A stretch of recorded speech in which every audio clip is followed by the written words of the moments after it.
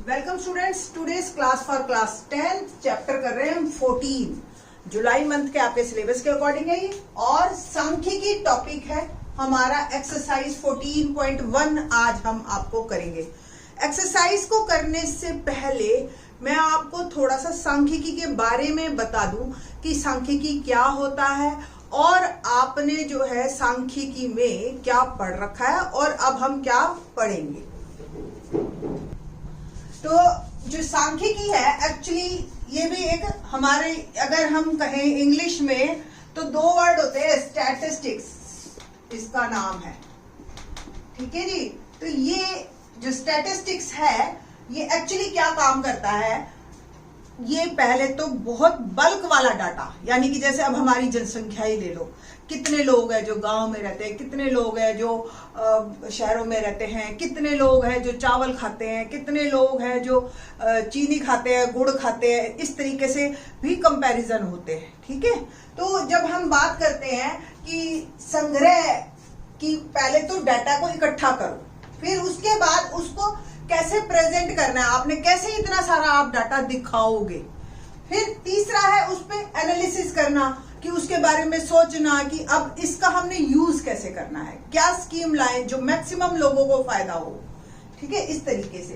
तो ये आप लोगों ने पढ़ रखा है सांख्यिकी के बारे में अप टू 9th क्लास। आपने आयत चित्र बनाने सीख रखे हैं 9th क्लास में, बारंबारता बहुभुज सीखा था, दंड आलेख सीखा है। फर्क पता है ना आपको, दंड आलेख और आयत चित्र में क्या फर्क होता है।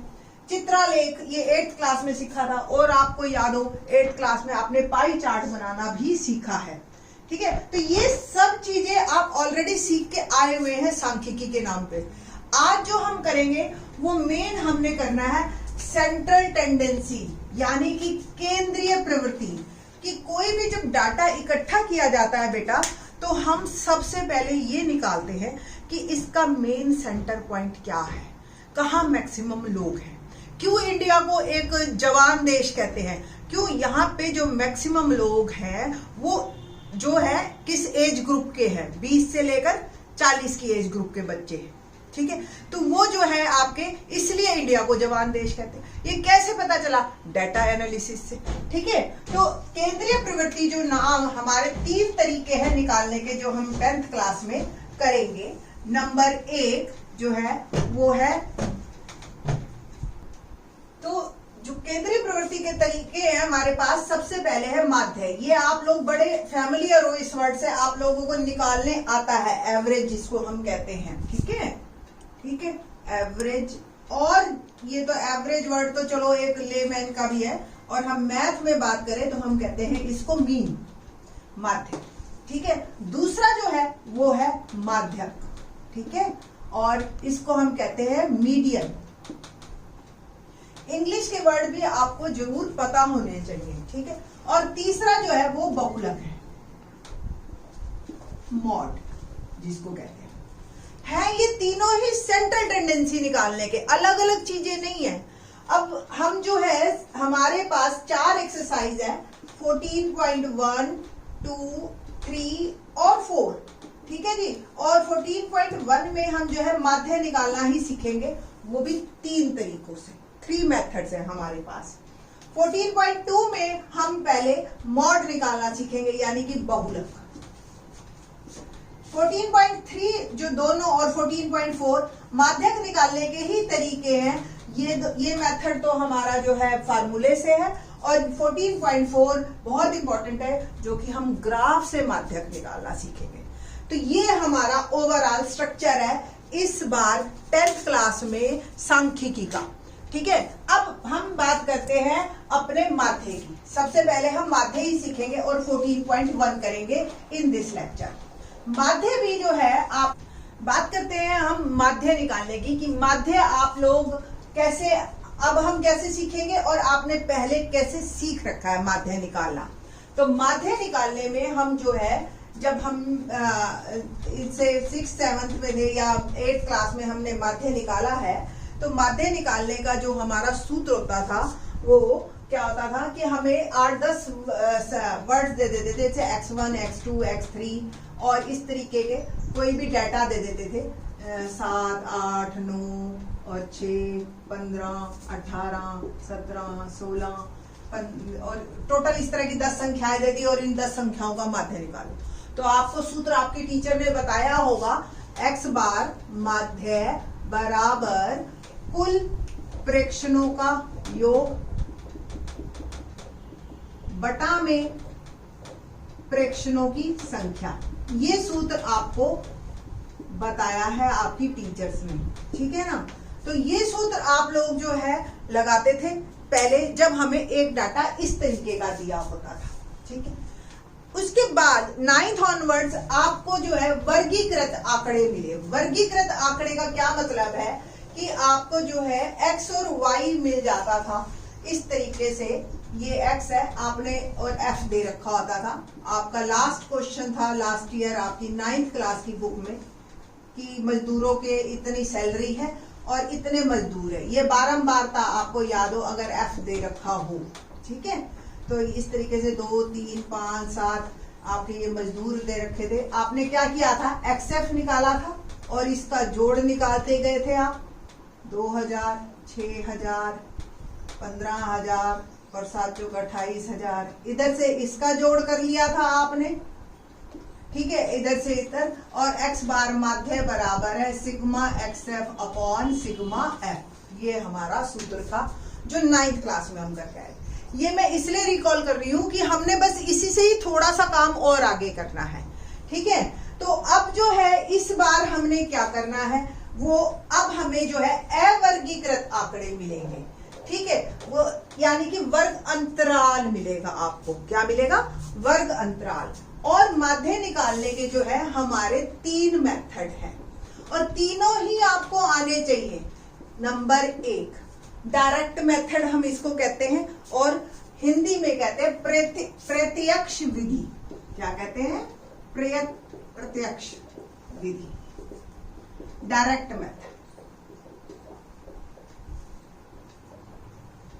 दूसरा जो है वो है कल्पित माध्य विधि। कल्पित माध्य विधि, assumed mean method, assumed mean method, and third one is पग विचलन विधि। पग विचलन विधि। तीनों ही विधियां एक दूसरे में जैसी हैं ऑलमोस्ट, और इंग्लिश में हम कहते हैं स्टेप डेविएशन मेथड, ठीक है जी। तो अब हम एक ही क्वेश्चन को करेंगे इन तीनों विधियों से और आपको तीनों विधियां बताएंगे और जो है फिर उसके बाद आपको टर्न बाय टर्न एक एक मेथड क्लियर होता चला जाएगा। और लास्ट में जो है ना ये पग विचलन विधि, ये सबसे ज्यादा इंपॉर्टेंट है। हम मोस्टली क्वेश्चन फिर आने वाले टाइम में इसी से ही करेंगे, बट इस विधि को आप तब तक नहीं समझ सकते जब तक ये दोनों नहीं आएंगे आपको, क्योंकि ये इसी का ही एक स्टेप फॉरवर्ड है, इसलिए बोला स्टेप डेविएशन, ठीक है। तो अच्छी तरह से समझिए, आपके 5 मार्क का क्वेश्चन डेफिनेटली आता है इसमें और पूरे नंबर मिलते हैं बच्चों को, ठीक है। तो हम अब शुरू करेंगे माध्य निकालने का प्रत्यक्ष विधि। क्वेश्चन नंबर 1 देखते हैं एक्सरसाइज का 14.1 का, और इसमें जो जरूरत पड़ेगी प्रत्यक्ष विधि हम सबसे पहले कर रहे हैं, ठीक है जी। तो इस क्वेश्चन को हम पहले प्रत्यक्ष विधि से करेंगे। उससे पहले मैं आपको बताना चाहती हूँ कि सांख्यिकी जो है आप कैसे रूटीन में हर रोज देखते हो और हर रोज करते हो। अब आप सपोज कोई ऐसे घरों में रहते हो मोहल्ले में जहां सपोज आपके 40-50 घर है आपकी गली में, ठीक है। अब हर कोई अपने अपने घर में छोटे छोटे प्लांट लगा लेता है, प्लांट लगा लेता है। हम ये कहते हैं कि भी देखो ग्रीनरी नहीं है, लोग ध्यान नहीं रखते पौधों का। तो बच्चों ने क्या किया, एक मोहल्ले के 20 घरों में टोटल बच्चे जाके एक सर्वे करके आए और उन्होंने देखा भाई हाँ जी बताओ आपके घर में कितने पौधे हैं, आपके घर में कितने पौधे हैं। अब 40-50 हैं, उनको फिर 40-50 की एक टेबल बनाना वो मुश्किल है। उन्होंने क्या किया, उसको वर्गीकृत कर दिया। वर्गीकृत मतलब ऐसे घर निकाल लिए जिनके घर में सिर्फ 2 पौधे हैं या एक ही पौधा है, ठीक है। अब एक लिखूं तो दिक्कत हो जाएगी। मैंने कहा भाई 0 से 2 के बीच में पौधों की संख्या, 0 से 2 के बीच में जितने भी पौधे, कितने घर है भाई ऐसे टोटल, वो कहा जी एक घर है ऐसा जिसमें 0 से 2 के, हो सकता है 0 भी हो और हो सकता है 2 भी। फिर उसके बाद 2 से 4 कि 3 और 4 यानी कि पौधे कितने घरों में? 2 घरों में। ठीक, ऐसे इस तरीके से हमने इसको वर्गीकृत कर दिया। तो एक अंतराल हो गया और एक जो है हमारे पास बन गया, हमेशा क्लास इंटरवल मिलेगा आपको।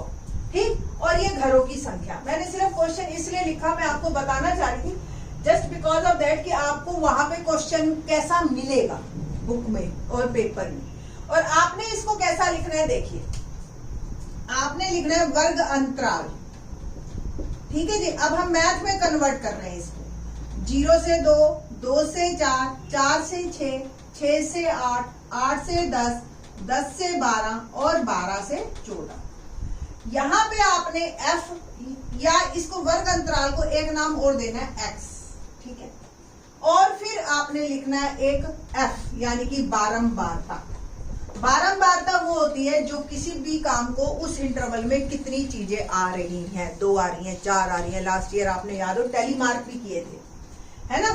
तो टैली मार्क में याद है ना, ऐसे ऐसे डंडे लगाए थे, 1 2 3 4, फिर 5वां डंडा टेढ़ा, फिर उसी से बारंबारता बनी थी आपकी। यानी कि बारंबारता मतलब घरों की संख्या कि इस अंतराल में कितने घर आ रहे हैं। तो 1 2 1 5 6 2 और ये 3, ये f है।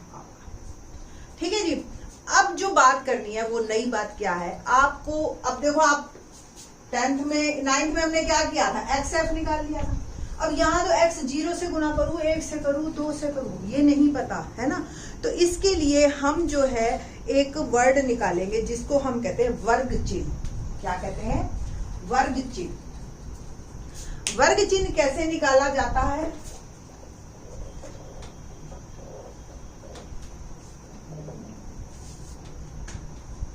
ये क्वेश्चन 1 मार्क में आता भी है।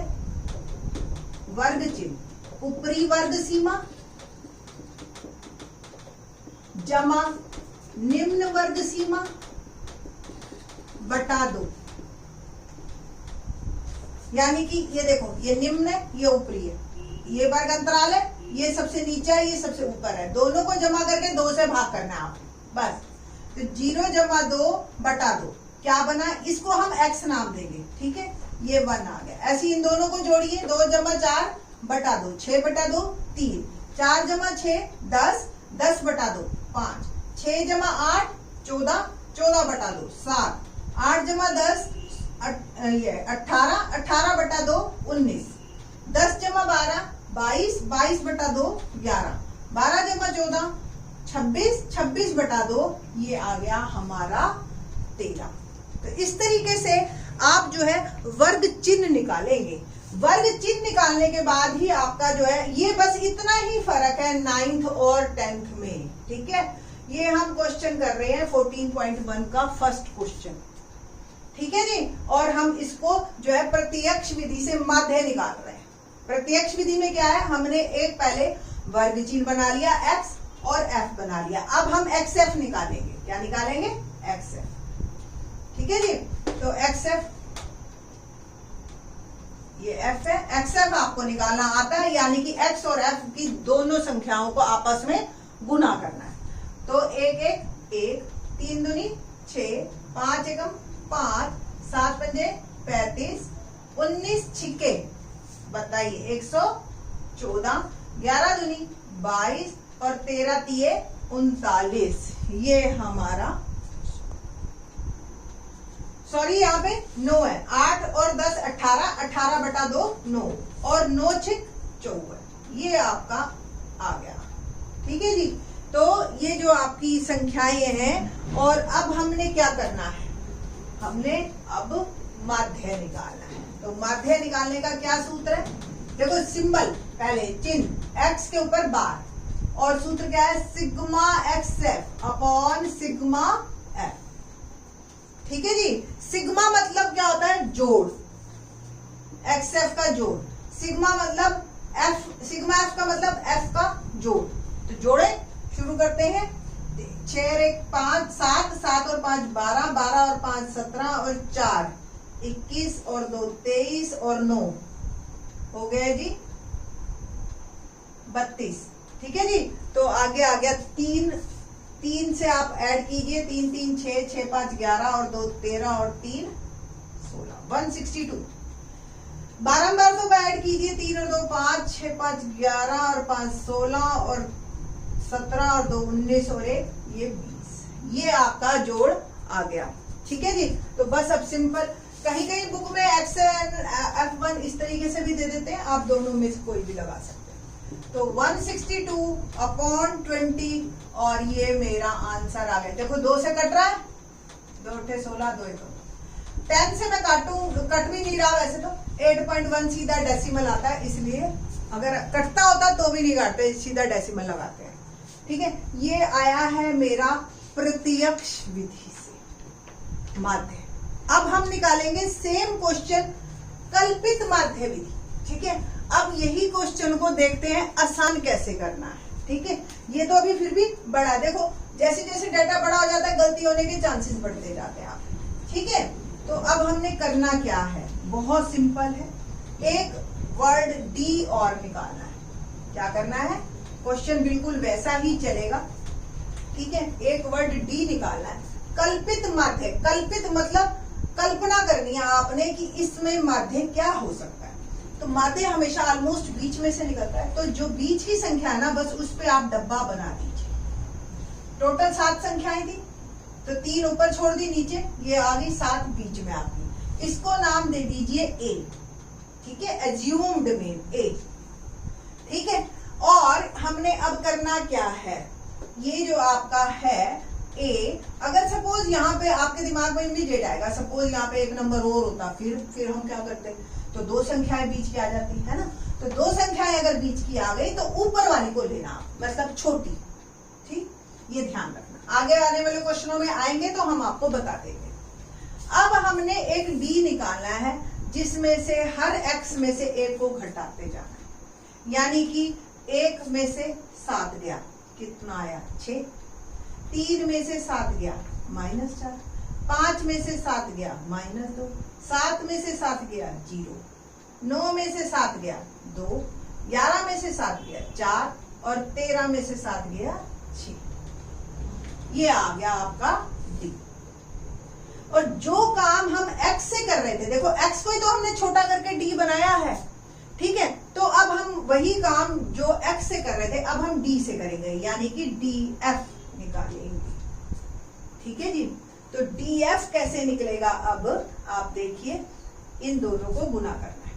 अब गुना करने में कुछ माइनस के है, कुछ प्लस के है और एक जीरो भी है, तो कुछ आपके पास संख्याएं माइनस की आएंगी, कुछ आपके पास प्लस की आएंगी और जीरो भी आएगा, सब आएगा। देखिए -6, -4 और 2 -8, -2 और 1 -2। जीरो से किया तो ये 0, 6 दूनी 12, 2 चौक 8 और 3 6 18। अब जो माइनस वाले हैं उनको अलग से जोड़ दीजिए। आप देखो, एक तो संख्या छोटी हो गई, दूसरी कुछ माइनस के हो गए, कुछ प्लस के हो गए, तो आपको जो है वर्बली काम होना शुरू हो गया। 8 और 8 16 माइनस का, और प्लस का कितना हुआ जी 20 और 38। अब एक प्लस का एक माइनस का, तो इनको आपस में कर देंगे हम घटा, और घटाने के बाद चिन्ह कौन सा आएगा, जो बड़े वाला है। तो 38 बड़ा है, 38 में से 16 गए आपके, आ गया 22 और चिन्ह भी प्लस का। अब माध्य का सूत्र, माध्य का सूत्र बिल्कुल वही है, मैंने आपको बताया एक्स की जगह काम करेगा डीएफ, है ना। तो sigma DF upon sigma F, but क्योंकि हमने ए सब्ट्रैक्ट करके घटा के इस डाटा को छोटा करने के लिए किया था, तो वापिस ए जोड़ देंगे हम उत्तर में, बस। तो सूत्र में हल्का सा बदलाव आया है, sigma DF upon sigma F plus A. ठीक है, तो सिग्मा डीएफ मेरा क्या आया 22, सिग्मा एफ क्या है 20 और जमा में ए क्या है 7, बस। 2 से काटिए 11, तो 11/10 जमा 7, और आप इसको लिख सकते हो 1.1 जमा 7 और 8.1। क्या आया, 7 में 1.1 जोड़ो 8.1। आपको याद है डायरेक्ट मेथड, थोड़ा सा वीडियो को आप रिवर्स में लेके जाना, देखना डायरेक्ट में भी आपका आंसर 8.1 ही आया था।